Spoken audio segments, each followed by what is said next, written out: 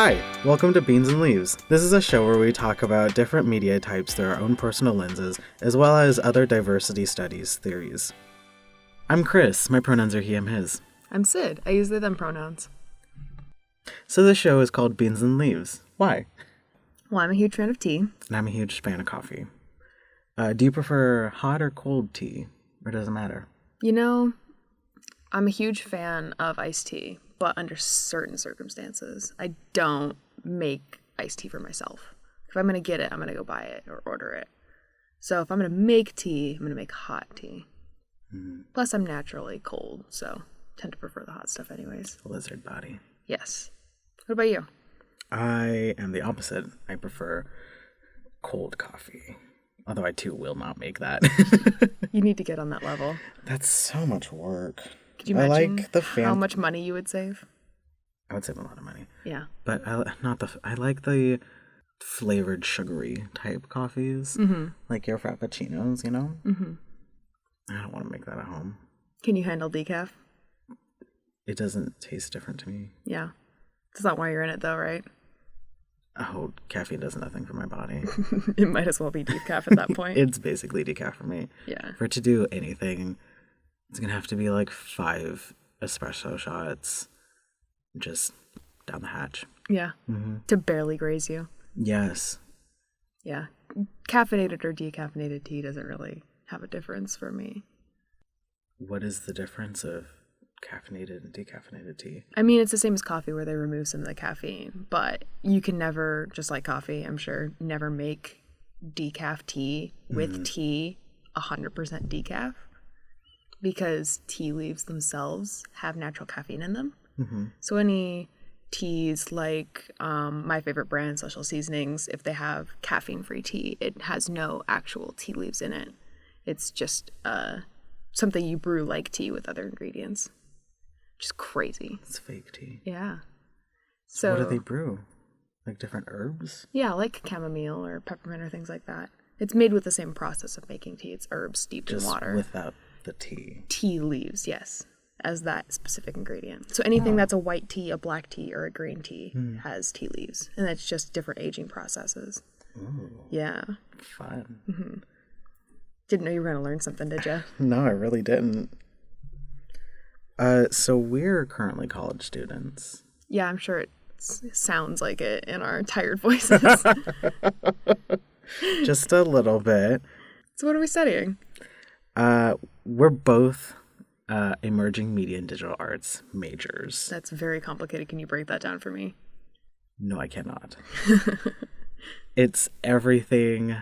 With a computer? Yeah, That's it's creative. like web design, filmmaking, audio, Photoshop things, digital art, animation, game design, VR, literally everything. Jack of all trades. Yes. So, do you do all of those things? Because I Hell know no. I don't. Yeah. What's your favorite? What's your focus, let's say? Focus, whatever. For our major, we had to take intro classes for everything. So we had to do a Photoshop one, audio, video, and interactive, which was basically making a really tiny, dumb game. It was JavaScript. It was awful. Yeah. So my favorites were Photoshop and audio. I mean, and video too, but like really like audio. Mm-hmm. So audio is my quote unquote focus, even though there's like 3 classes for it. What's your focus? I'm one of those people who has a very hard time picking what I want to do. I just want to do all of it. But if I had to pick a category for it, it'd be visual media. So I do a lot of digital art. I enjoyed video. We're doing photography class. I took a really cool printmaking class that's more on the fine arts side. So cool. It was so fun though. So I hope you continue that one. Yeah, that's more of my focus is anything. Just visual. Yeah, visual arts. Hell yeah. What else we're doing at school? Both of our minors are Gender, Sexuality, and Women's Studies, also known as GSWS. Yeah, which is super fun. It's a blast. Love it. Mm-hmm. We get to go to school to learn how to be better gays.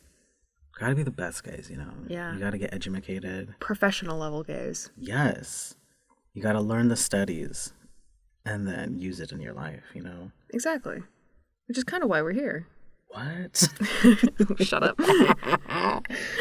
Yeah, I mean, we've really enjoyed the process, the studies, and just learning all the fun theories and There's stuff. so many readings, though. Oh, yeah. I mean, I respect it and understand why, but God, I am not great with words. yeah, the density was something to be desired, but really fun and It was really worth it. Absolutely worth it. Yeah.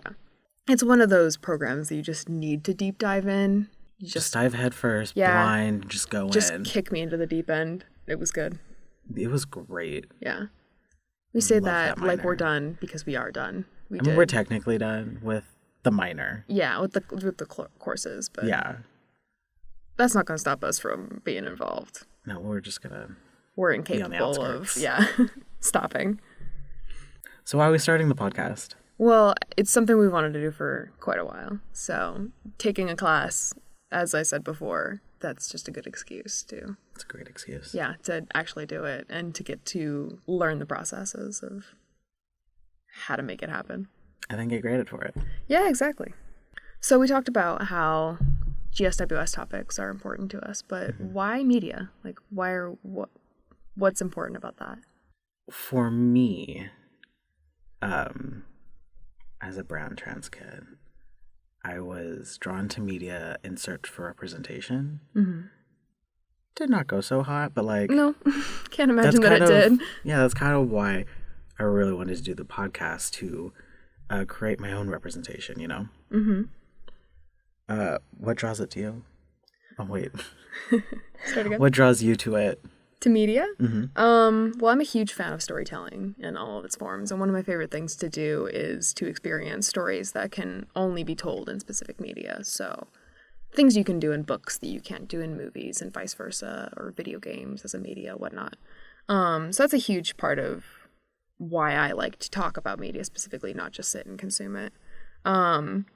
There have been a lot of different media that's been examples of media that have been influential on various points of my life. So different stories helped me get through different periods, I'm sure, as it did with a lot of people.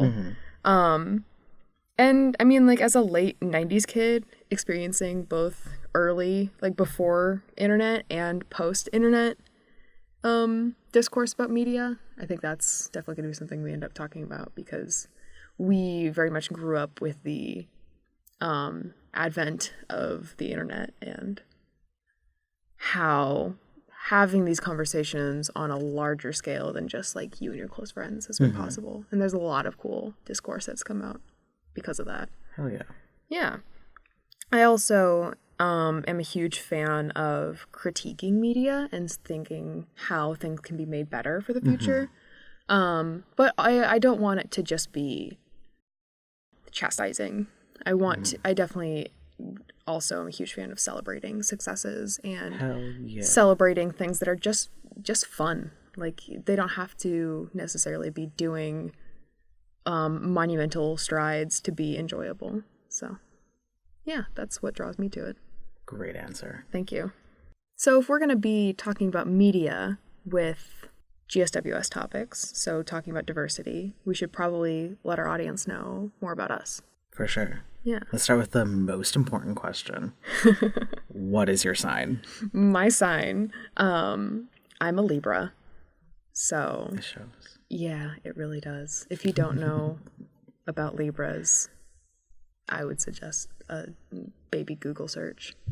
Just a little quick one. Yeah.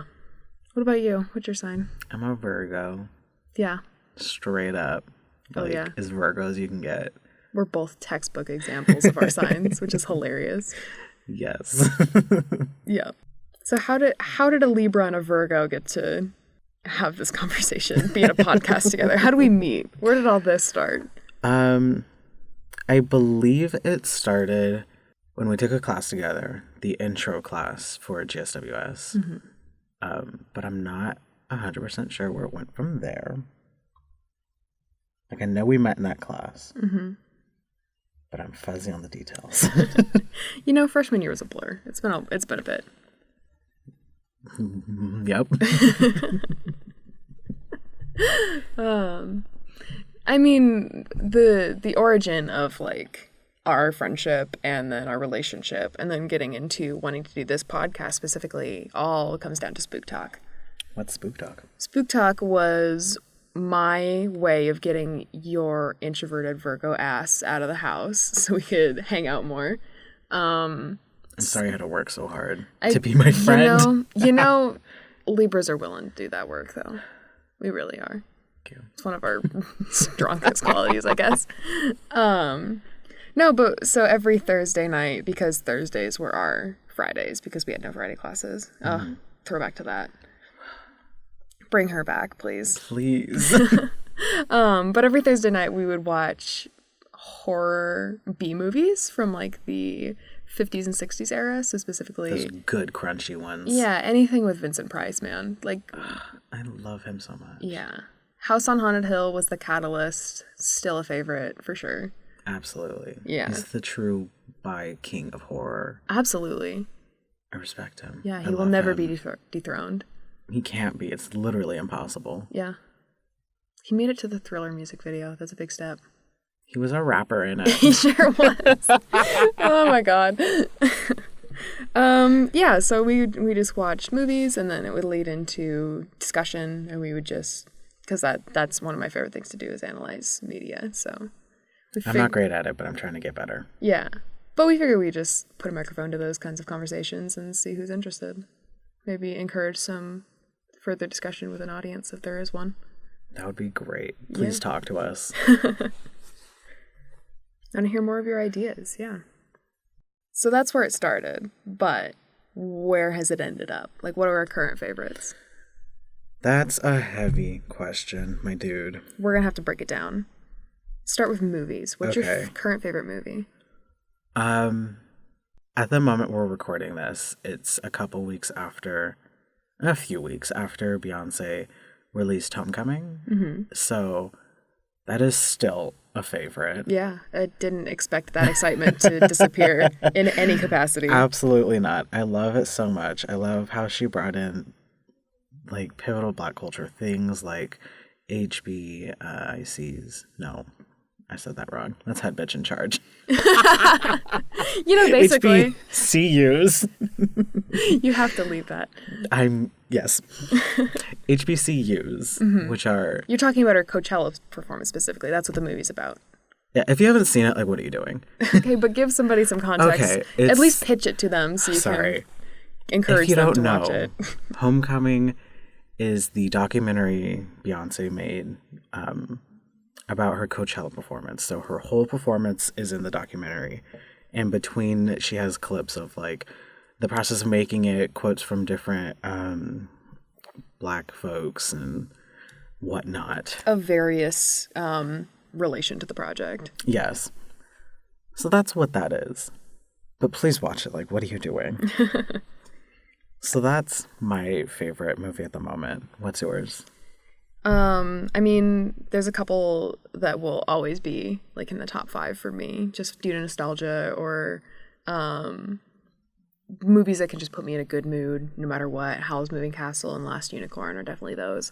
But as far as new movies, 100% Spider-Verse. You are definitely talking to an animation buff here who is going to be one of those people who does not shut up about this until it's topped, which I don't see happening anytime soon. So for people who have not seen it, what's it about? So Into the full title of Into the Spider-Verse is a Sony Animation Pictures, I believe, which they came out of nowhere with their A game, which is great because Came in hot. Disney and Pixar 100% need to be dethroned. They've become complacent and haven't been very inventive in the past couple of years, is my opinion of it. I mean, still enjoyable, but It's enjoyable, but they're not out Step here up your game, my reinventing dudes. like how to do CGI animation like Sony is. That, I mean, this movie took 6 years to make, and it shows every single frame is a piece of artwork. yes. And even it truly is. even if you're not a person who's into superheroes or Spider-Man specifically, it's a great story of like coming of age and finding how to be authentically yourself but still follow the expectations that people have for you, living up to responsibility but also deciding what is, for lack of a better term, horseshit, what people are telling you to do that you don't need to be doing. I mean, everybody knows the Spider-Man story in a nutshell. with great power comes great responsibility. But this is just a really fun experience too. It's enjoyable as an animated film. It's really enjoyable as a Spider-Man film. It's really just enjoyable all around. It's just a very good film. Yeah. Just Even if everything about it. Yeah, even if you don't think you would enjoy the genre necessarily, you would definitely not want to miss out for the fact that it is breaking like animation Everyone boundaries. can get something out of it. Oh yeah. Like the soundtrack is incredible. Oh yeah. The visuals, spectacular. Yeah. Story Miles, is good. 100% adorable. My child must be And the characters are incredible. Oh yeah. John Mulaney as Spider-Ham is such a perfect casting for a really great side character who fits perfectly as a side character. He doesn't need to be in there any more than he is, but he is very welcome anytime that he's on scene. Yes. Yeah. So that's my current favorite movie. That's a great choice. Yeah. What's your current favorite TV show? TV show. Typically my favorite TV show is whatever I'm currently watching. Which changes almost daily sometimes, depending on your binge habits. Yes. So, I'm currently not really watching anything. I do know the season 2 of Killing Eve is currently airing, but I'm waiting for it to be done so that I can rewatch season 1 and then just binge season 2 altogether. Yeah, that waiting in between, Netflix really ruined us on that. Yeah, I wasn't great on that before Netflix. No, either. I really wasn't. Netflix just really enabled me. Yeah, that's true. But like, a constant fave, honestly, SpongeBob. Oh yeah, 100%. Let's not be fake about that. No, every love kid from our SpongeBob. generation who watched SpongeBob as a child has a soft spot for it. Absolutely. I'm convinced. The ones who don't didn't watch it as a kid. And you can tell when they didn't watch it, to be honest. You can tell very much. Even people not of our generation who haven't watched it, if you make a SpongeBob reference and they just kind of like glaze over a little bit, you're like, all right, we can't communicate on the same level of depth anymore if you can't understand my Pretty Patty reference. It's important to understand these references. Listen. Mayonnaise is not an instrument, I'm sorry. And if you already follow our Instagram, you would have seen that we were celebrating the 20th anniversary of SpongeBob. Yeah, that was... Which happened May 1st. Yeah, so 3 days ago from today. Yes. Today is a day that shall not be named. For a fandom that is not my favorite. Yeah. It's valid, but it's not my favorite. I understand. Yeah. I love it. Nah, I don't love it. I love Carrie. Yeah, we're really going to get into some controversy from episode 1. Come at us. I will fight all of you. Oh, we're not that strong of a stance on I it. just We really care. don't care that much. Yeah, it's very neutral. Yeah. Neutral opinion. My other fave is Golden Girls. That's a good one. Yeah, I honestly, don't come at me, but I've only seen season 1 so far. But you bought season 2, Yeah, so... I recently bought season 2, so I'm going to be watching that very soon. Yeah. And just like an always fave is Xena. Yeah. You're wearing a Xena shirt right now, which I know the audience can't see, but you're really repping out really hard with your 90s TV series. That's 90s, right? Yes, it is. I don't know anything about Xena. No, yeah, you're right. It's 90s. The 90s were a great time for TV shows. Truly. For sure. What's your current favorite shows at the moment? Ones that will never be dethroned, SpongeBob, which we talked about. Over the Garden Wall is definitely my fall rewatch series, which is perfectly bingeable because it's 10 episodes. It takes 2 hours to watch. It's like watching a movie. So if you haven't seen Over the Garden Wall, very short, very easy to get into. Really just fun. And the more times you watch it, it's one of those that you can notice different things every time. So definitely worth repeated rewatch, just not back to back. I like to give it a year to breathe. Also, the one that I rewatch annually is Avatar: The Last Airbender. Yes, I love Atla. Yes, every summer I rewatch that from beginning to end, all 3 seasons. And I'm gonna join you in this tradition. yeah, every summer it gets better for sure. Oh, I bet. Yeah, I've seen it every summer since it aired. So I'm shook. Yeah. That's a lot of times, and I love it. 100% dedicated to that. I have both the DVD version and the Blu-ray version now that we have been graced with that presence. Hallelujah. I still can't find any copies of when they aired it on Nickelodeon. It had the little like fun fact blurbs in the corners. I have yet to see that version of it. I would love to though. Those were so fun. I know. I've seen screen caps and I'm very jealous, but that's a goal for We'll someday. find that. Yeah, for someday. So those two are constants for sure. But something that's currently airing that you and I are watching together is She-Ra. Season 2 just came out on yeah. Netflix.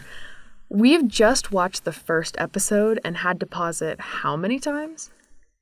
A lot. Because of laughing. It just So many times. Yeah, I just couldn't focus on what was going on because the jokes were so great. Their writing is incredible. Oh my God, it is hysterical. The like facial delivery of the animation also sells it. Like they not just the went in. writing is great. It's really well paced and really hilarious. Really good like plot and drama too though. It's not just comedy. I'm gonna be real up front. Neither of us are fans of the original. We're Not seen it. Yeah. I wasn't like a person who had a family member who was super into it, and I watched it as a kid. Definitely wasn't alive when it first came out. And I don't know, just no offense, but like no real desire to go back and watch any really TV series of the Hasbro mass-produced era. So Hasbro? they made TV characters, shows that had characters that would be introduced every week just to the purpose of selling more toys. Oh. So He-Man, She-Ra, Thundercats, Transformers, all that. Capitalism. Yeah, capitalism, the show. Oh, that clipped. So yeah, not huge fans of the originals necessarily, which is totally fine because fine. why would I need to go back now? No. We have a much better, I'm sure, written version with way more diversity and just very interesting characters and personality and design and everything. Absolutely. I was completely blindsided and shocked and completely pleasantly surprised by Frosta. Oh my God. She did a 180 personality-wise. It is episode 1, and I adore her. She's your classic, like, child Oh, yeah. character. Yeah. Just fucking shit up. She's the embodiment of the I'm 11, so shut the fuck up meme. She absolutely is. Yes, and I adore her. So I can't wait to keep watching this season and see where it goes from here. It is so fun so far. Yeah. While we're still on the topic of TV shows, though, why, like, what are our preferences? So I know I prefer animated series. 1, because of my love of visual mediums and animation. But 2, because I don't have the attention span for hour-long TV series. I feel like I can be Or a shorter one. I can be way more productive watching 5, almost 6, 10 to 11 minute episodes in an hour than 1 episode an hour. There are live action shows that are like 20 minutes. I mean, that's not to say that like timestamp is the only factor for me, but it takes a lot No, more. you're definitely an animation person. It takes, Absolutely. yeah, it takes a lot more for me to get invested in a cast that's live action. That's fair. Yeah. Not to say that there aren't live action series that I really do enjoy. Brooklyn Nine-Nine, definitely one of them. But there's also other things that I'm looking for in a live action series that I'm not necessarily looking for in an animated one. For me, I like live action shows. I honestly can't tell you why. I don't know. I just like them more than animated. That's all I got. Yeah. I like the 90s stuff. Yeah. Obviously from my faves.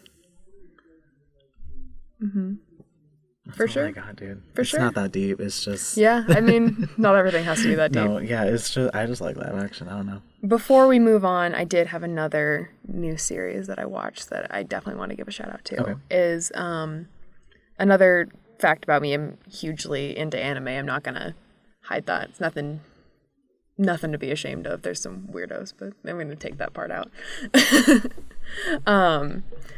No, but a TV series that I've been into recently that that finished a bit ago, but I wasn't watching live because gotta binge it. It's the only way. Is The Promised Neverland, which is a horror anime, and it is incredible because horror is not done well in anime very Really? often at all. I feel like it'd be very easy to do a horror anime. For some reason, not very common, and definitely not well done when it is. Interesting. Okay. Yeah. So this one is definitely an exception for that genre, which is really good.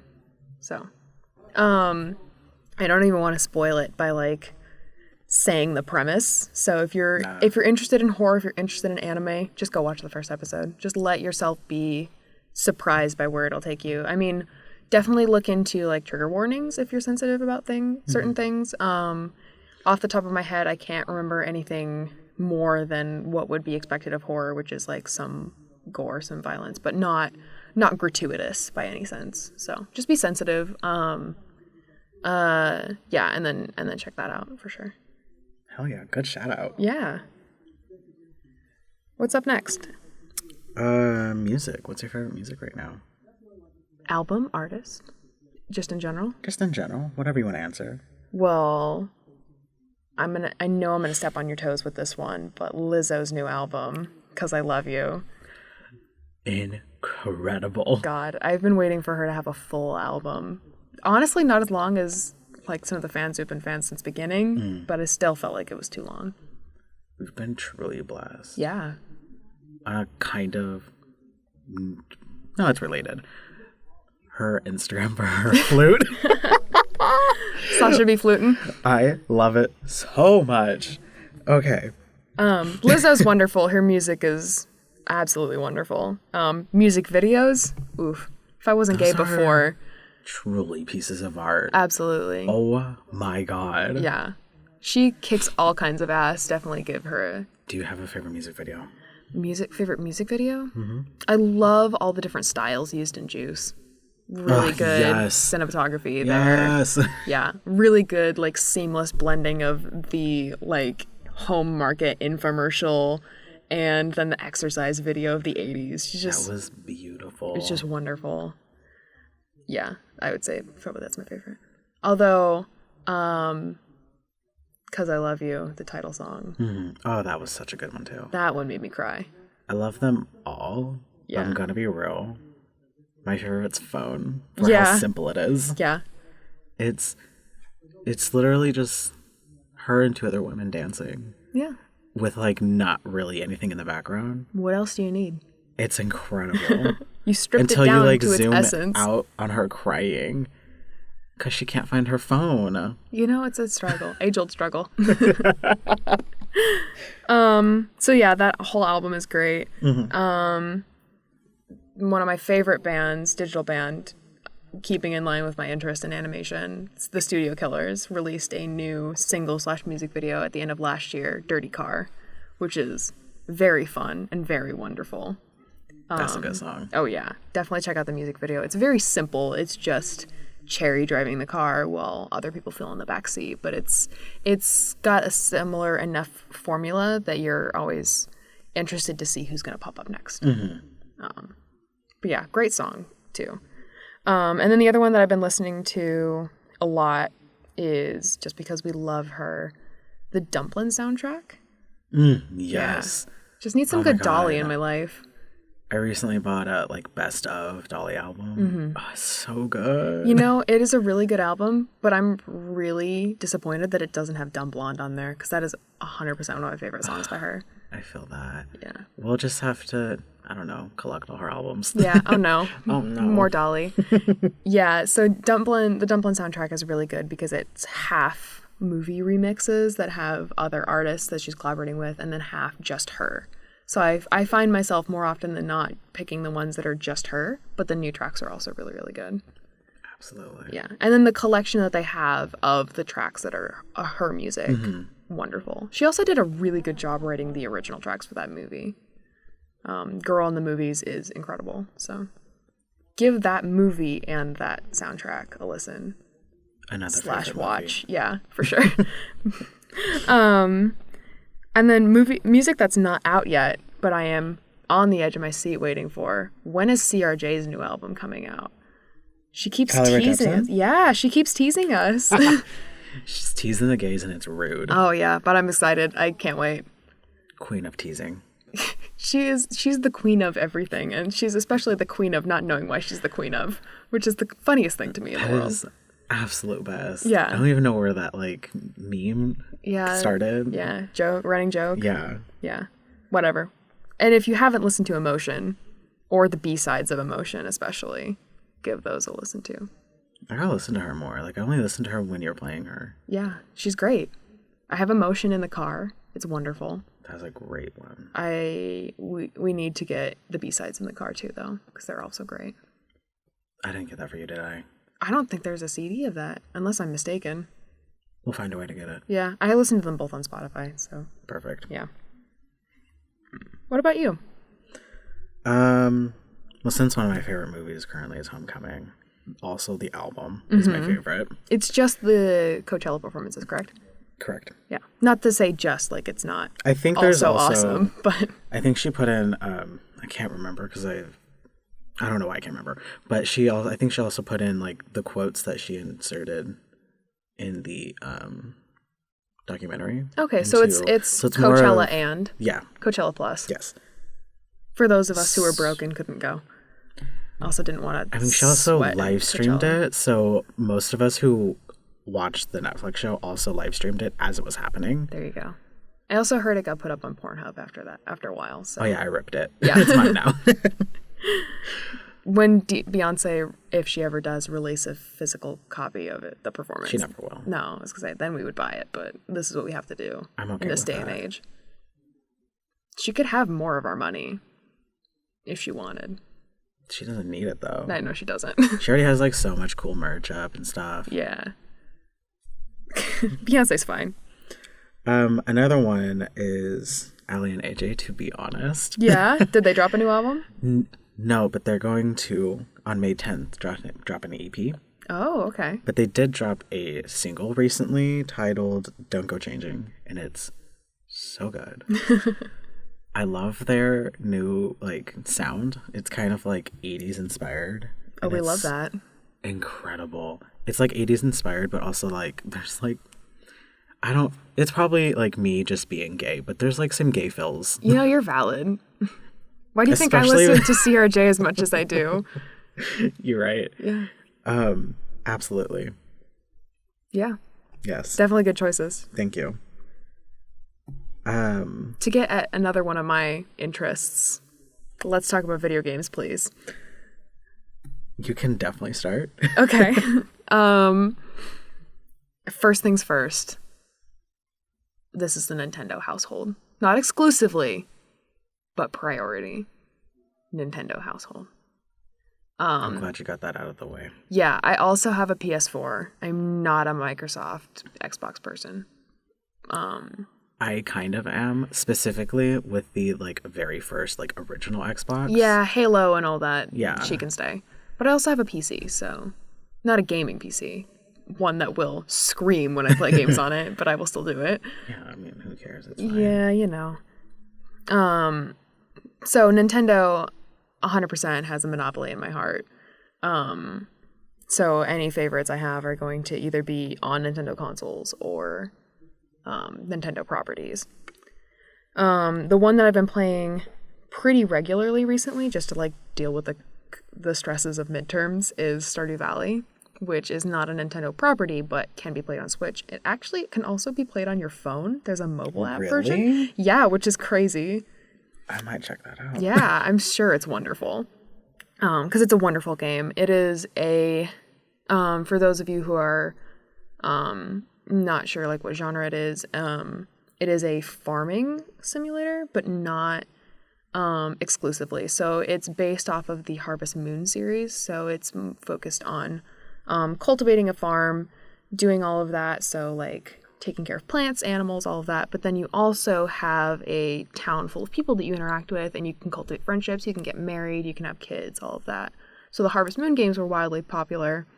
But God bless Concerned Ape, the creator of Stardew Valley, which this game was made by one person, which is insanity. Like all of it? The assets, the music, the coding, everything, all the my ports for God. the different consoles, the mobile phone port. Is this person okay? You know, definitely deserves more money. Absolutely. I've bought the game at least twice. Would definitely buy it again. It's 100% worth it. But bless this person because now you can get gay married in Stardew Valley. That was not a thing you could have in Harvest Moon. So you Be gay. yeah, you can be gay. Unfortunately, for my non-binary ass, you cannot pick a gender option that's outside of the binary. But you can get married to any bachelor or bachelorette regardless of your player's gender. So that's really cool. That's nice. Yeah.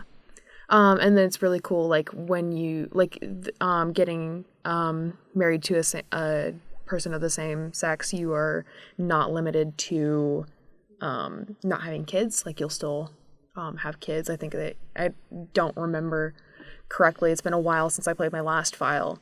And I haven't gotten to the point of getting married in my new one, but I'm not sure if like maybe you adopt a kid or what the lore is there, but you definitely have kids. You get a kid. Yeah, you have kids, multiple children actually, depending on how long you play the game. But regardless of gender and whatnot. So yeah, that's a really good step and part of the reason why I love that game so much. The other part of it, it's a really good game. It's really well made. It looks really cute. The soundtrack is amazing. It's really fun to... I mean, I'm a huge fan of life simulator games in general just because they're really fun to have on while you're watching a show. It's a really good thing to multitask to. Really good de-stress, for sure. If you're not a gamer, I would say still check it out. It's really relaxing and peaceful. The cast is really great. They do a really good job of having these kind of like... not stereotypes, but like archetypes that the bachelors and bachelorettes fit. You have like a jock character, a prep character, a nerdy girl character, but they have more depth than that. So their character design reads really well and fits them into these boxes, but then their dialogue and getting to know them breaks them back out of it, which is really fun. Because it's very much a loving homage to the Harvest Moon games, but taking it a step further. So that's that gushing about that game. We had a tragedy about a month ago now where my second Switch took a shit. Second Yeah. Switch. So I was one of those people who lined up at midnight on, what was it, March 3rd, a couple years ago when the Switch dropped the first time. So I got a Switch day one. And Did I then, come with you for that one? Yeah, you did. I also got Breath of the Wild same day. Yes. That was fun. Yeah. So I played the ever-loving hell out of that, and then about a month later, that Switch broke. The power button, home button, and capture button did not work. Truly tragic. But I'm smart, and I bought a warranty. So I got it replaced. And then I had that Switch until about a month ago, and then my SD card slot wasn't working, and all my data got corrupted on it and then wouldn't let me reset it because I thought it was just the SD card. Regardless, my warranty had not yet expired miraculously, and I was able to replace it again. So this is my third Switch now, but that led to some tragedy in one of the games that's going to be on your list. We lost... It's the only game on my list. Yeah, we lost all of our Splatoon 2 save data because that is not one of the games that they support cloud data backup to. That was so sad for me. Yeah. Oh my god. You can take over and talk about Splatoon while we're on the topic. Okay, well, I don't know how to explain the game. It's a shooter. It's kind of a shooter. It's a shooter where you shoot everything but the enemy. Yeah, I like to call it win. a wholesome shooter. Yeah, for sure. It's like kind of like a turf war type thing where you paint your area, Yeah, your respective color, Yeah. and you just try to cover as much of the map as you can, more than your opponent. Yeah, team. it's not a game that's focused on kill count for scoring. Absolutely not. Yeah, it can give you an advantage in it gives you time to claim ground uncontested because it takes a while for your enemy to respawn. Mm-hmm. So there are advantages to attacking. But that's other not players. like the point of the game. But if you just do that, you will lose. Yeah, absolutely. Yeah. And there are people you can tell who definitely play it purely as a shooter. But then they lose because they didn't paint their area. Yeah, exactly. So yeah, why do you like that game? Because it's cute, colorful, and it's kind of like a shooter, but not. Mm-hmm. I really dig that. Because like I grew up very much in like a Halo household because of my older brothers. So like I'm very much used to playing a shooter. Like that's what I like now. But this is refreshing because it's like has the same kind of controls as one, but it's not the goal of one. Oh yeah, it's a very fresh take on that idea. Yeah, absolutely. And it's colorful, and I love that. Oh yeah. I also enjoy it. I'm not a huge shooter fan, but if I had to pick a shooter, it would be Splatoon. Either the first or the second one. I mean, the first one isn't very well supported, and who has a Wii U anymore? I never played the first one, so I have nothing there. Yeah. But in all honesty, I definitely play this one more as a fashion simulator than a shooter game. And I respect that. Yeah, so I will, anytime I'm playing, play the battle mode just enough to make money to buy the clothes that I like that's in the shop. But more often than not, you will end up playing my file to earn me money so that I can just come in, buy clothes, and leave. I basically just play 2 files. Yeah.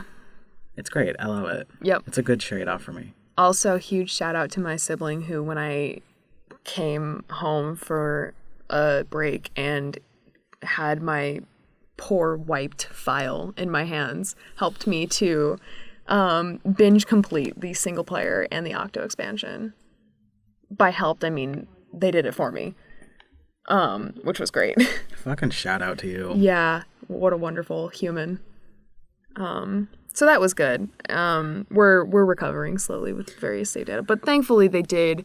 When my Switch died the first time, there was no such thing as cloud backup data, so I had a over 300 hour Zelda file that I lost, which was a tragedy. But I'm over it now because of another 300 hour one. So this wasn't nearly as bad as the first time, but Yeah, that first time was really rough. you know, I can't be too mad because it was an excuse to keep playing Breath of the Wild. I mean, yes. Yeah. You're right. Yeah, you're right.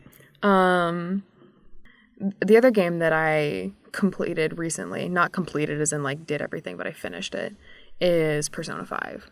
I have been playing Ooh. Persona 5 for 2 years. It took me too long to play that game. I was so burnt out at the end of it. I was basically finishing it out of spite, which was really sad. Oh my god. I really did enjoy it. But the problem is I didn't enjoy as much the main, I guess, mode of the game, which is the battle system, because I was near the end of the game and it's all final boss fights and all of that general RPG stuff. I had a hard time incentivizing myself to go back to it because what I was really in it for was the life sim, which I've stated as one of my favorites, but getting to know the characters and getting to interact with all of that, I wasn't so much interested in the battle system, especially not after having to fight 6 mini bosses in a row to get to a main boss fight and having to do dungeon puzzles in between all of that. I was so burnt out. But you finished it. I did. And you got rewarded a minute after. Yeah, so a minute after I finished it, the trailer for the Joker moveset in Smash Bros. Dropped on the Nintendo channel. It was like they knew. They're like, okay, this person has been playing this game for so long. And they're trying to finish it before Joker comes out. We'll humor them. We'll be nice. So the second I was done, just a minute later, Joker for Smash, which was great. Not that he had been announced before. We knew that he was coming, but the announcement that he would be launched the next day, that trailer came out a minute after I finished Persona 5. Truly a gift to you specifically. Yeah, that was a nice reward. And then a couple weeks, less than a week ago, we got a trailer from Atlas, various trailers from Atlas for Persona 5 Royal, which is just an expanded version of Persona 5, which I am weak and I will buy and I will play, but not anywhere near soon. Well, and also because it will need time to be translated and localized. Absolutely, so yeah. it'll be good to give it some breathing room and go back to it. But there's all of that coming out as well. That's very exciting. Yes, because I am a huge fan of that cast and the aesthetic and the music for sure. I mean, I'm definitely going to end up playing the dancing game more than the main series game. But Yeah, that's fun. Yeah. I would love to have more time to game, because if I did, I would not rebuy, it's just now being announced for Switch, but I own it on 3DS is why, but the Ace Attorney trilogy is now on Switch. Ooh, I would love to play those games again, for sure. It's digital only, which my physical heart is a little bit sad about that. But those are definitely some of my favorite games as well. Heck, yes. Yeah. Anything else in your game section, or was it mostly just me? No, that was it. I just had Splatoon 2. I'm not nearly as much of a gamer as you are. No, but you do have a game that you're excited about that's coming out soon in the form of the Puyo game that got announced for Switch. Oh, yeah.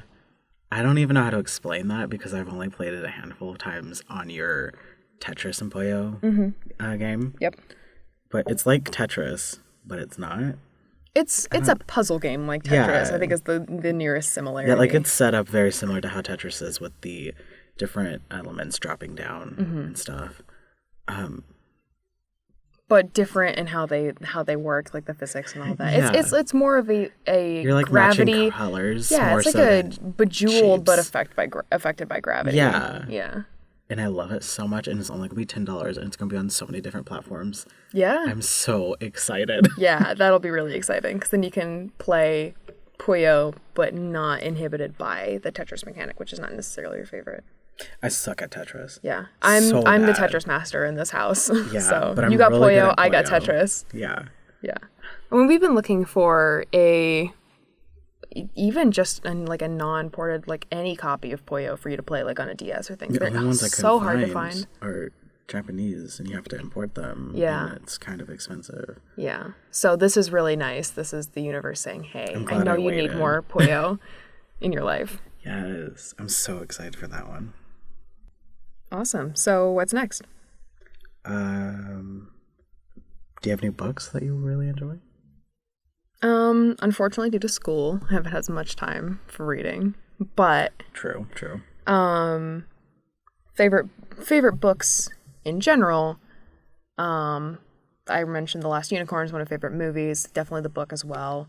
Not so much the book for Howls, though I did read it. I think I would need to reread it at some point to really enjoy the differences between the characters of the movie and the film. For Howl's For book, Howls. is that the book where the author said she liked the movie version Yes, she better? did like the movie version better, and there was a significant amount of characters cut for the movie. So it's definitely more expanded, but that means a lot more like things you have to understand. It wasn't a bad book by any means, but as far as like, do I enjoy one over the other? I enjoy the movie.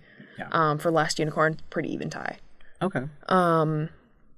Depends on what I have time for, to be honest. The other series that I really enjoy is The Moomins, which is a children's book series that has chapter books, comic books. I feel like they have everything. Yeah, as well as like Any movies and media you TV can think of, I series. feel like they have it. Yeah, Moomins is definitely a conglomerate. Not one that we have in the US, unfortunately, but very good. But new books that I enjoyed, right now I'm reading the 2 poetry compilations by Amanda Lovelace, and they're incredibly wonderful. There are so many trigger warnings for those, and they are printed in the first page of the book. So Oh, that's good. yeah, so you can definitely check them out before you do, and I would definitely encourage people to be sensitive about it. But if you are not bothered by those things, or you think it's worth reading beyond that, definitely take care of yourself. But they're incredible. So Hell yes. yeah. What about you for books? I recently bought a book when we went to Portland, titled "The Definitive Guide to Horror Movies" by James Marriott and Kim Newman, and it's like little logline is 365 horror movies to scare you to death. Wonderful. And it's everything from the beginning of movies basically to Horror is a very old genre for sure in film. absolutely the first movie that they titled quote unquote the very first horror movie made was released in 1896, titled The Devil's Castle. Okay. So it starts from 1896 all the way to 2018 with A Quiet Place. Dang. So That's quite a watch list there. boy is it. And I'm so excited. Yeah, so that'll be good because that'll give us recommendations as well. But then It's also basically like gonna act like a checklist for me. yeah, but then some good history in there as well. Oh fuck yeah. Yeah. I'm so excited to learn what was deemed as horror for way back then versus like different eras and all of that. Oh yeah, because there's definitely been like not necessarily tied to decades, but different decades have different trends and what's popular Absolutely. and what's not. Yeah. So. And in the table of contents, it is broken down by decades. Yeah, which is for very sure. good. Which is very common for movie history. Oh, yeah. But yeah.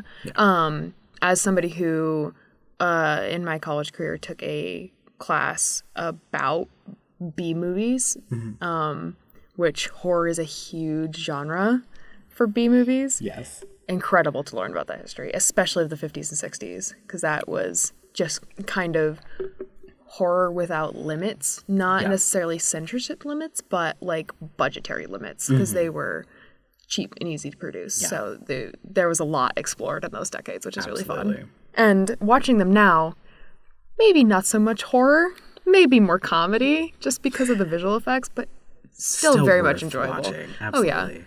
Yeah, and with the combination of watching B horror movies with you, and then pretty recently getting into more modern horror movies, I felt like this was the perfect book to like introduce me to everything with the history. And kind of bridge that gap, Yeah. that both that interest gap and that timeline gap. Absolutely. Yeah. So I thought this is like the perfect like little guide for me. Yay. And it's so thick.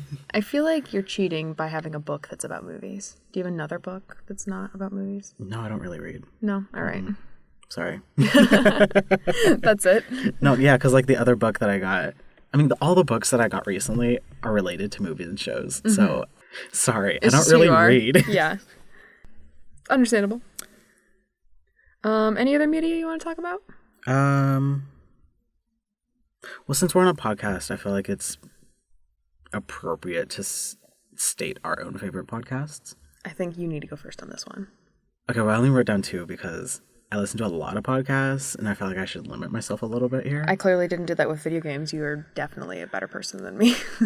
It's fine. The 2 podcasts I put down were Why Won't You Date Me with Nicole Byer, and This Might Get Weird with Mamie Hart and Grace Helbig. I just really love, I guess, discussion-based, comedic type podcasts. I feel like the first half of that definitely informed the format of this podcast. I don't know if we're very comedic. I think we think we're pretty funny. I think I'm hilarious. Yeah. But maybe eventually we'll get funny. Maybe. I don't know. We'll see. know. Is that No something you grow promises. into? I hope so.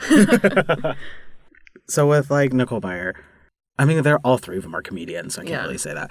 But they're just all so funny, and I just Nicole Byer is the only one who's stand-up, right? Or do the... I believe so. Okay, yeah. I believe so. Yeah. So different form of comedy, different but forms of still comedies. comedians. Yeah, like Nicole does stand up and is an actress, and the other 2 are actresses and like write movies and stuff. Gotcha. But I just really love just hearing them tell stories about shit they do because they're wild. They're so wild, and it's very fun to listen to that to me. The podcasts I listen to currently, like actively listen to, are The Read, Sawbones, Oh No with Ross and Carrie, wonderful. Strong Black Legends, Gay Watch, Coffee with Rachel, The Read, Last Name Basis, Why Won't You Date Me, This Might Get Weird, and I'm getting into No Lies Detected. There are a lot of podcasts. Yeah, you're definitely a podcast consumer. It is a very good medium for you. I love it. Yeah. I, on the other hand, am not a huge podcast consumer. Just because I find myself wanting to be more invested when I'm listening, and I very rarely have time to just sit and listen to something uninterrupted for an hour or whatever it is. I typically listen to it like walking to class. Yeah, it's one of those things that like I will be more inclined to multitask while I'm drawing with a TV show or something that I've already seen before that I can have in the background, not something that I have to pay attention to and feel like I would get lost. The reason for that, one of my favorite podcasts that I've listened to for quite a bit now is The Adventure Zone, which is a actual play D&D podcast that has a continuous storyline. So if you miss something, you better go back because it's going to come up again. Yes. Yeah, which is a wonderful podcast. Yeah, it sounds great. I wish I can get into it. But listening to a story-based podcast without any visuals is very difficult for me, which is why just quick discussion-based, like what's currently happening in their lives type podcasts are so much better for me. Yeah. Lucky for take you, in. people have done extensive like fan animations and artwork. So there are That is true. visual So elements I've now that seen you can clips. attach to. Yeah, and there are also graphic novel adaptations of their podcast as well. Maybe I'll check that out. They're now on the second arc that is going to be published, which is the Ooh. Murder on the Rockport Limited. Oh. Yeah. Yes. So I'm very excited for that to come out. The other podcast that I've started to get into, also a McElroy product, is Wonderful, just because it's very uplifting in its tone. They're talking about things that they find enjoyable, that they want to gush about, whether it be soft pretzels or the Super NES Classic or just whatever comes to mind. It's very freeform. But they want to like be excited. It's just a very fun, good atmosphere of a podcast. So Hell yes. yeah, so that's one of my other ones that I listen to. Those are very good. Yeah, very different tones, despite being by I mean, one of the same people. that's true. Yeah, It's good to have diversity in what you listen to. Yeah, you for don't need sure. a one tone. Everything is the no. same. One, I feel like I also haven't done a very deep dive into the podcasts that are available, because a lot of the ones that I get recommended are ones that aren't necessarily my genre. You need to get people to recommend better things to you. These Right. people recommending things do not know you. The very well. algorithm. Oh yeah. Yeah. Well, don't listen to her. Don't listen to the algorithm. The other podcast that I don't listen to anymore because it's completed, but I did listen to it when it was airing, was the first season of Serial. I did enjoy that. But that was a while ago. That was a while ago. Yeah. Did they do a documentary for it as well They recently? did on HBO, and it was good. Oh, that's good. It was also not resolved because the case itself wasn't resolved. So Yeah. it's a little bit disappointing to not have like a resolution to that. But Yeah. yeah, but I'm sure that's how the family feels as well. It is somebody's life that Yeah. it's not just the media that's consumed. And I think some people can forget that when dealing with true crime, Oh yeah. People definitely forget that. that there That's for are sure. real people involved for sure. But well-produced podcast, well-produced documentary. So they're enjoyable for their craft Yeah. beyond the narrative that's being told. I watch a lot of YouTube too. So, quick people I watch. Jenna Marbles. Same. Love her. Yes. I love their new rescue bunny. Oh, yes. Thank you for keeping us updated on that. We understand that it's very difficult to be filming while all Yeah, of that is like, happening, but I was kind of surprised that we got updates at all. let alone two that were Yeah. like really long. So, Yes, I hope their vacation is going good. oh yeah, they absolutely have earned it Yes, many times over. absolutely. And then her and then Bon Appetit Kitchen are the two I'm currently like watching the crap out of. Specifically with Bon Appetit, I love Claire's series called Gourmet Makes, where she takes like a typical like cheapish snack like Skittles or Cheetos, and she did one on Top Ramen, and try to make it from scratch, as But similar still as she can, taste the but same. taste better. Oh, okay. Yes. I think the only episode I've seen of that is her Pringles episode. So, She's got like 16 or 17 episodes of those, and it's so good. nice. Yes, love that one. And then Carla, who does back-to-back cooking, where it's exactly how it sounds. She takes like a quote-unquote celebrity person and cooks back-to-back, telling them what to do only verbally. Oh, all right. So that's very interesting to watch. But it's a bit messy. Not as messy as you would think, honestly. All right. That either speaks to their listening and understanding abilities or her communication abilities. Possibly both. Yeah, both, probably. Yeah. All right. Yeah. I have a watch list that is way longer than I'd like to admit. But Oh, mood. yeah. You send me a lot of videos, and this I just do. goes into my watch list. Yeah, so I'm- I'll get there eventually. I'm less interested in keeping up with certain like subscriptions, but I more consume like video essays and Yeah, absolutely. yeah. So like really long, like hour long, more timestamp videos. So You really like people just analyzing things, which is great. Mm-hmm. And you send me the ones that relate to me, and I enjoy that. but it still takes you a while to get to them. I gotta be in the right headspace, you know? Totally understandable. So you don't play a game? Do you have a name for the game? I don't have a name for the Can game. you think of a name for the game? How well do you know me? Perfect. How well do you know me? Character edition. So just as a way to get our listeners to kind of be able to visualize who we are as people more, but then also like get a read on our personalities, because that's ultimately the point of this episode, is we're going to be critiquing media, and so we want to establish ourselves as people before we establish ourselves under these identities that we're going to be critiquing things in.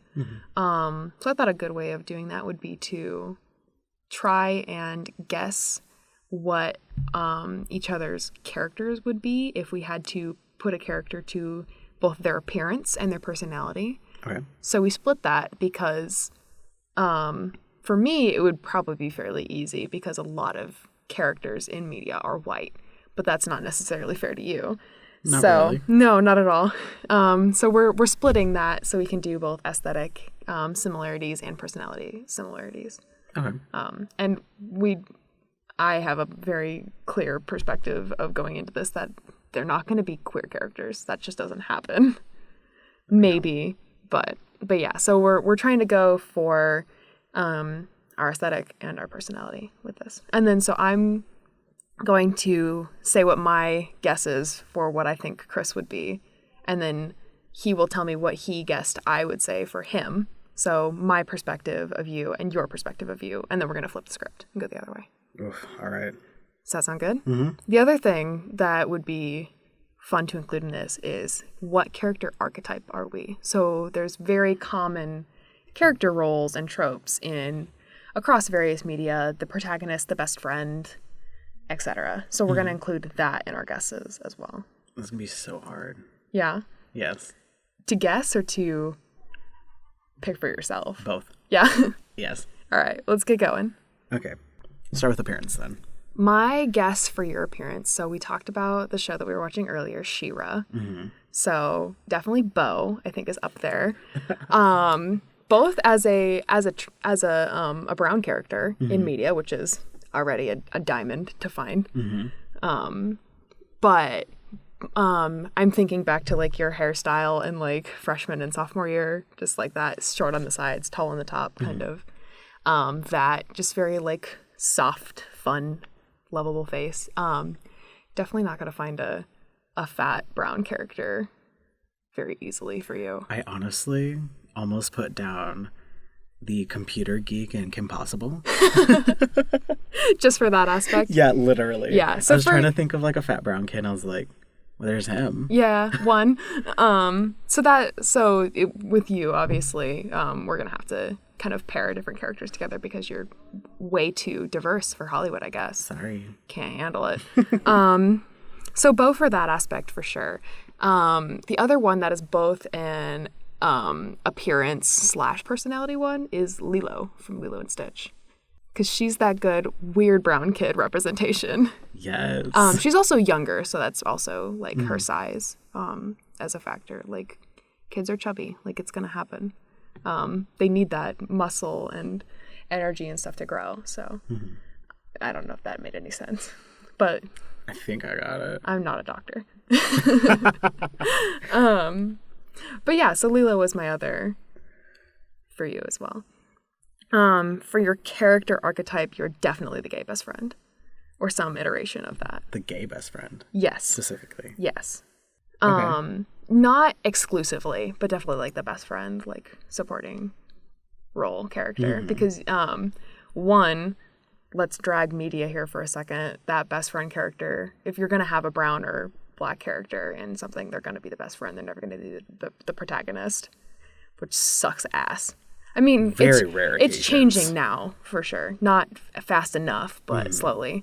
But that's not why I picked it. It's more your personality of like you're just very content to like be on the sidelines. You don't need to be the center of attention, but you're very supportive and all of that. So those were my guesses. How close was I? Those are pretty good. Yeah. For appearance, I took that prompt very differently. Okay. I took it in the like how I dress. Okay. Yeah. Not But so this- much how I look. Yeah. No, but this is good because then we get different perspectives as well. I was going to put Bo Okay. also. But I definitely agree with like the look of his face and all of that. He is the twunk version of your bear. Yeah. So it's never going to be a 1-to-1. Yeah, but I love his crop. So from that, I took clothing. So I put Bill from Bill and Ted's Excellent Adventure. Specifically Bill. Yeah, because like With his hole in his crop top. He's a little messy. He's got a crop. He's low-key butch. And I feel like that fits me. But also I couldn't pick just one because don't have like a specific sense of style. Like my style is all over the place. Most people's do. Yeah, but I feel like mine like I don't know what's going on. But I also put Brie Larson in Unicorn Store. Oh yeah. Oh, that was a great movie. Yeah. Yeah. So I put her colorful, fun, her jean jacket with all the fucking buttons and patches and shit. And it's comfort fashion too. Yes. Yeah. That's what I put for appearance. Nice. But I also almost put bow, so I think you're gonna get like a point for that. Yeah. Character personality, I kind of forgot about Lilo. Which is hilarious. I figured that you would. I was kind of banking on that a little bit. I put Sokka Okay. from Atla. I would say Sokka is more extroverted than you are. He's more extroverted, But he's definitely got like, especially early season. I'm too much into Atla. I'm gonna go. No, I was gonna off the say rails. him in earlier seasons. Like Yeah, his, exactly. like, His confidence is heavy not quite there yet. Yeah, his comedic to cover everything up, but also like loving that food. Like, Yeah. I feel like that's just me, you know? Yeah. What's the joke in the Ember Island Players episode where he just constantly cannot stop talking about food? Yes. Yeah. Me. Yeah. Maybe that's who I am. Like the Embers Island specifically of That Sokka. version. Yeah. The whitewashed version. Yes. So that's me. And then archetype, I put best friend, but specifically the quirky / weird best friend. So like you Okay. got it on Lilo. Yeah. That. But yeah, I thought the weird best friend because that is definitely a thing. Definitely in like Just in, like TV shows. I Yeah. was gonna say Disney Channel specific TV shows. You're like Sam. Not aggressive about Sam, but like the fact that Sam is like the one running around in iCarly specifically. So Nickelodeon. Oh yeah, shit. My bad. Sorry, I was like super lost there. But so Sam? you know. I'll take it, but less aggressive. Oh, definitely way less aggressive. So a Nickelodeon show would be I never watched Kim Possible. Is his name Ron? Isn't that Disney? You said Disney. Yeah, I thought you said Nickelodeon and continued with that. Oh, I can't English. It's okay. Disney. Yeah, Ron. Yeah. Ron Stoppable, right? I was gonna also go with Disney and like That's a Raven with Chelsea. Oh yeah. And then Wizards of Waverly Place with I cannot remember her name. Oh, but she was great. She was so I think Harper. Yeah, I think that's Yeah, right. she had like a markers necklace at one point. Oh, yeah, and she that was very beautiful. crafty. I Yeah. love it.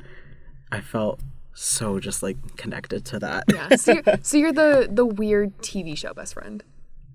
Yes. Yeah. I don't really know if is there a weird best friend in movies? I don't think it's as common. I think it's a lot easier and like creates a lot more like comedic situations, and that's why they use it in TV more. True. Probably So then, serves a yes. function. Yes. Wow, I really messed up on that Nickelodeon draw, huh? Just a little bit, but it's okay because, you know, I got the throwback gist. again, you don't watch live action often at all. No, and I really didn't as a kid either. No, No, it's been fairly consistent. it's okay. All right, what are your guesses for me? So my guesses are very loose because I'm bad at guessing things. For a character appearance, I put you for Link from Zelda. That's great. I wish I could rock a tunic like he could. You just gotta buy a tunic, it's fine. Exactly. But also, literally anyone from a Ghibli movie. All right, yeah. That, I feel like, is your aesthetic. Mm-hmm. And then character personality, I could not think of, like, a specific character at all. But archetype-wise, I have you as mom friend. Mom friend, yeah. But I really attempted to put a personality character, so I put, which now reading it back does not make sense, I put a mixture of Sandy and Squidward. I could see that. I mean, like, in my worst, like, I'm upset with this current situation and I want it to stop, I am Squidward, where I just get grumpy and I withdraw. Absolutely. Yeah, I mean, Sandy's smart and charismatic and Yeah, like I felt like very, those like, combos, passionate. you. All right. Nice SpongeBob choices. Thank you. Um, How far off was I? well, you definitely nailed it on the aesthetic one because I put specifically Thank you. Tombo from Kiki is kind of like where I'm at. I hope to evolve into like the Howl look, but You'll get there. oh yeah, It's gonna I happen. have to step up my fashion game first.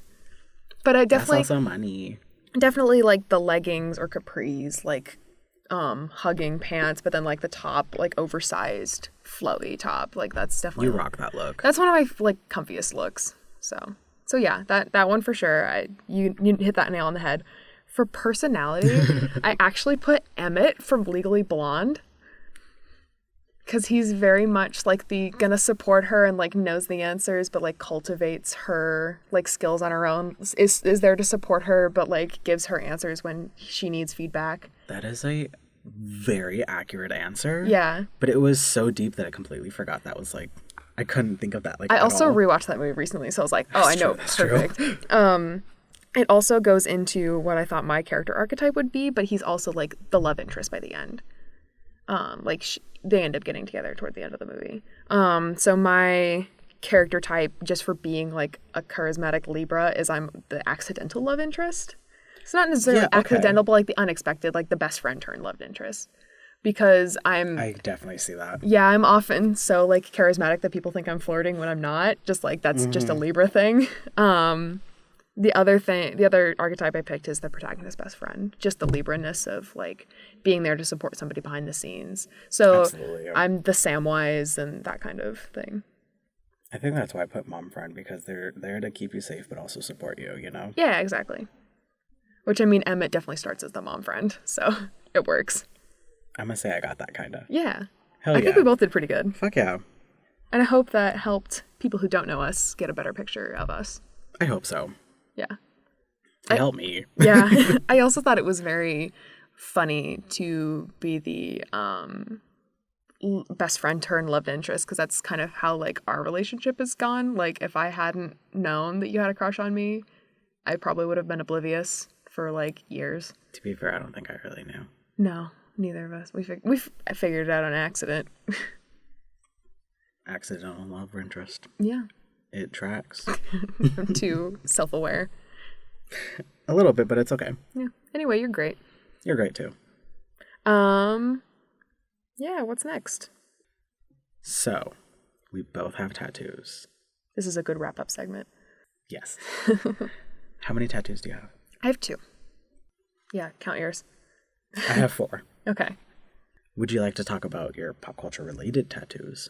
Yeah, I mean, I mentioned the source of my tattoo earlier when I was talking about books. Mm-hmm. So, my pop culture tattoo, I have a Moomin on my ankle, which is this children's book kind of figure, which I actually didn't like watch or read when I was a kid. I came on it later in life, specifically like middle school, early high school. And the reason I discovered it, because it's not popular in the US, was through the internet. I had an artist that I admired who did fan art for it. So that's kind of like the rabbit hole that I fell down, which was definitely worth it. A great rabbit hole. Yeah, but Moomin's like as a story, no matter what form you take it in through, is this like wholesome family dynamic, but also like community dynamic, but then also not afraid to like make stances. It was written by this lesbian Finnish author who is now passed. She passed, I think, in 2001. But she was gay in an era where it was not legal to be gay, and so she and her partner kind of lived together without living together, kind of thing. But she's wonderful. Just do a quick search, Google image search. If you find the picture of her swimming naked in the ocean with a flower crown, like that pretty much summarizes both her and her work. Like, I love everything you tell me about Tove. Like, yeah, she's incredible. So my tattoo is of a Moomin. because I love that series, and I love also like the messages it sends, but then also like the story behind its creation. So that's why I picked that one. Awesome. Are there any other pop culture related tattoos you would want to get?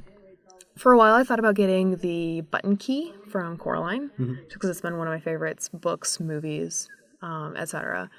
I would have to have a pretty good design for it before I do it, though, just because I'm very fair. visual, yeah. So it won't happen anytime soon. I will need to design it, but that's one I would Eventually. play around with doing, yeah. Oh, yeah. Yeah. That'd be a really dope tattoo. Right.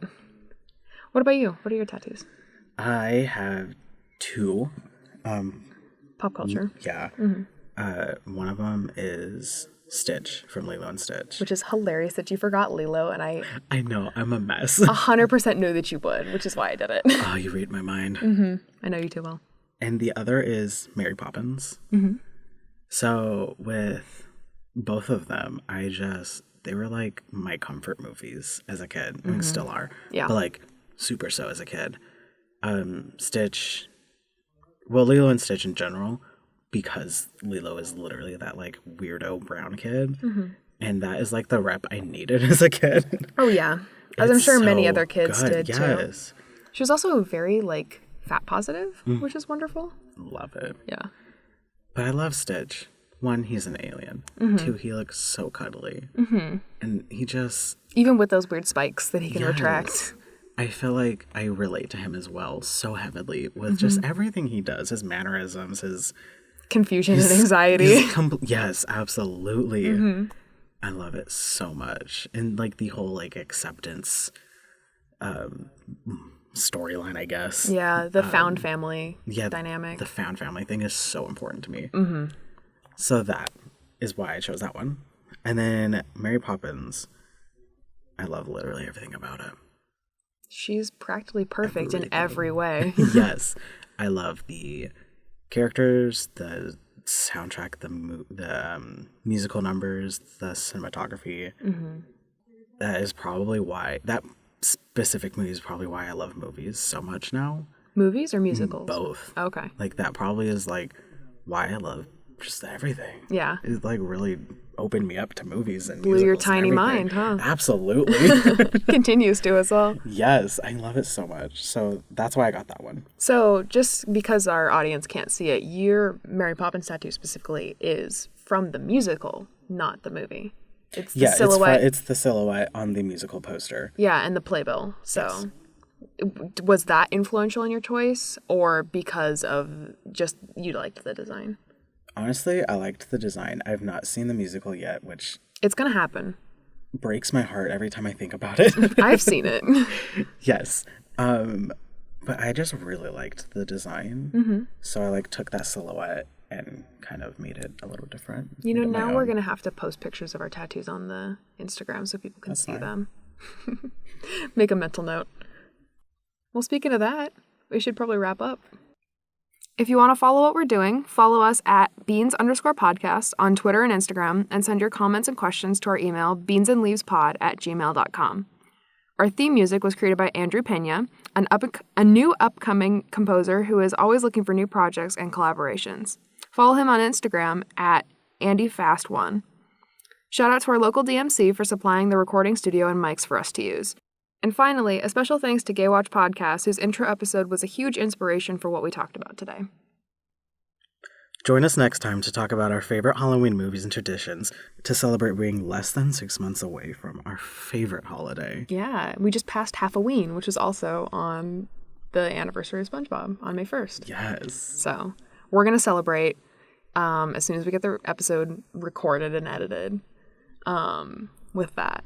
Also, if you are somebody who prefers, I know this is the end of the episode now, but we are planning on posting transcripts to all of our episodes at the same time as our episodes. So if you're somebody who needs extra audio help or auditory help, or just prefers to read along as we talk, that's definitely something we're going to be doing. So look out for that as well.